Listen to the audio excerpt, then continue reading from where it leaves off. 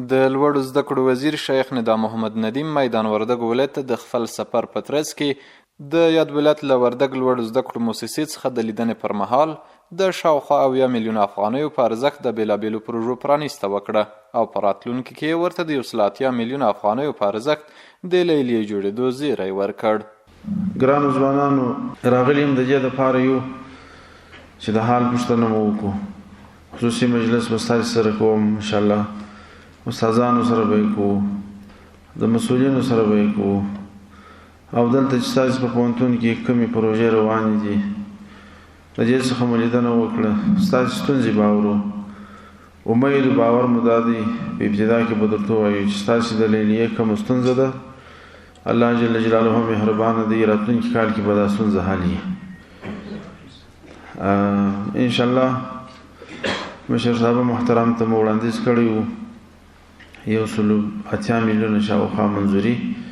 د لیلیې د راغلې ده، د لیلیې کار به هم شروع کېږي انشاءالله. په یاده غونډه کې د یاد ولایت والي قاري بختیار معاذ په دې ولایت کې په پلي شوو پروژو خوښي وښوده او زیاته یې کړه چې د دغه ولایت په ګوټ ګوټ کې په پراختیایي او رغنیزو پروژو کار روان دی. په ټول افغانستان کې موږ او تاسې د دې شاهدان یو چې هره میاشت، هره هفته، هره ورځ په ټول افغانستان کې په ټولو ولایتونو کې پس د 40 کالو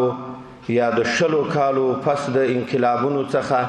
د بیا رغونې د عام المنفعه چې هغه د تعلیم په بخش کې دي، د صحتونو په بخش کې دي، یا د سړکونو د بیا جوړونو په بخش کې دي، د دې شاهدان یو. نو دا جلسه په دې بنیاد باندې جوړه شوې ده چې دلته څه پروژې په دې وردګ پوهنتون کې پلي شوي او د افتتاح دپاره شیخ صاحب محترم راغلی، نو یقینا دا ډېر د خوشحالۍ ځای ده. د وردګ لوړو زده کړو مؤسسې رئیس شیخ صفت الله حقانی وویل چې میدان وردګ ولایت ته د ښاغلي وزیر د سفر موخه د بېلابېلو پروژو پرانیسته او د زده کړیالانو د ستونزو حال او احوال پوښتنه وه. د نننۍ غونډې موخه یا اصلي هدف د قدرمن د لوړو زده کړو وزارت وزیر شیخ صاحب د راتللو نه هدف د محصلینو او استادانو د سیرت او د صورت کتلو او د هغې په څنګ کې د بعضو پروژو افتتاحول و. دا په داسې حال کې ده چې څو ورځې وړاندې په دغه ولایت کې د نرخ او جغتو ولسوالۍ اداري تعمیرونه د مسؤلینو له لوري ګټې اخیستنې ته وسپارل شول.